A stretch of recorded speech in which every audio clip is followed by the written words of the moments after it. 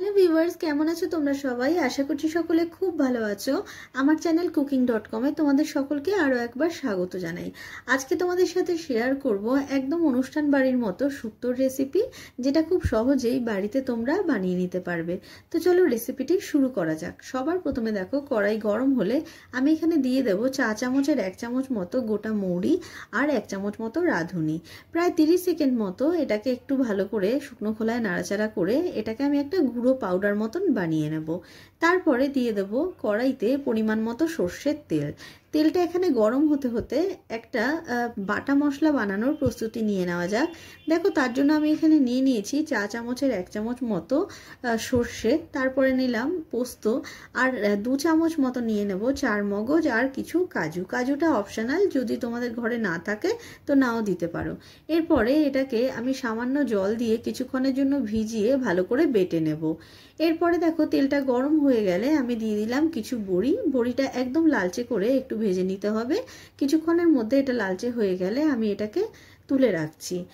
এরপর আমি এখানে দিয়ে দেব বেগুন। আমি কিন্তু এখানে সমস্ত সবজি এইরকম ভাবে লম্বা লম্বা করে কেটেছি। বেগুনটাকে খুব বেশি ভাজা চলবে না, একটু হালকা কালারটা চেঞ্জ হলেই বেগুনটা আমি তুলে রাখবো। তারপর আমি এখানে দিয়ে দেব উচ্ছে। উচ্ছেগুলোকেও আমি এরকম ভাবে লম্বা করে কেটে নিয়েছি।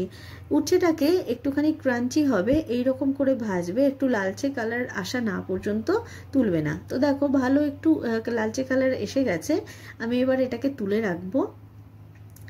এরপরে ফোড়নের জন্য ব্যবহার করছি 5 ফোড়ন সামান্য আর 2টো তেজপাতা। ফোড়নটা একটু হয়ে উঠলে এখানে দিয়ে দিলাম বাকি সব সবজি। আমি এখানে সবজির মধ্যে ব্যবহার করেছি আলু, গাজর, সজনে ডাঁটা, কাঁচকলা আর পেঁপে।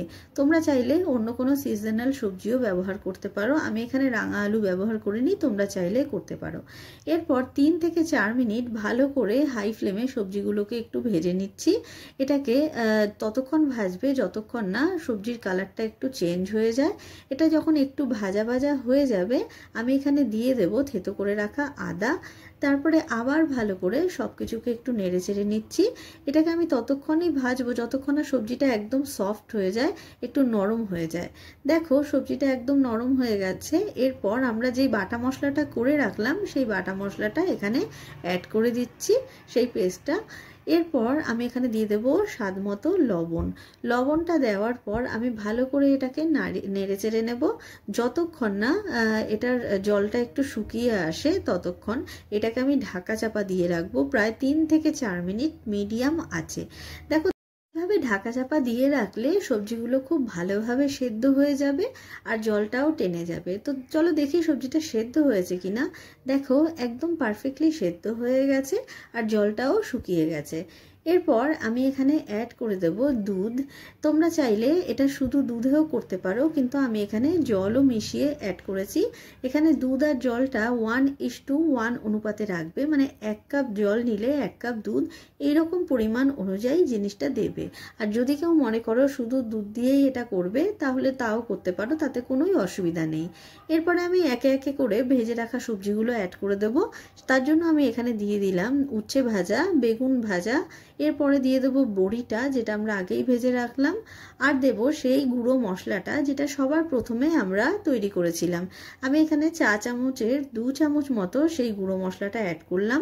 আসল ফ্লেভারটা কিন্তু এটার থেকেই আসবে।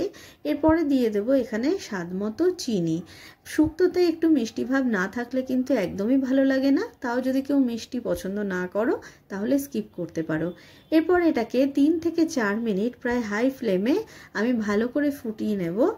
দেখো, একদম ভালোভাবে ফুটে গেছে। ব্যাস, আমাদের অনুষ্ঠান বাড়ির মতো শুক্তো একদম রেডি। তোমরা চাইলে নামানোর সময় সামান্য ঘি দিয়েও নামাতে পারো। তো তোমাদের রেসিপিটি কেমন লাগলো? ভিডিওটি ভালো লেগে থাকলে একটি লাইক করার অনুরোধ রইল। থ্যাঙ্কস।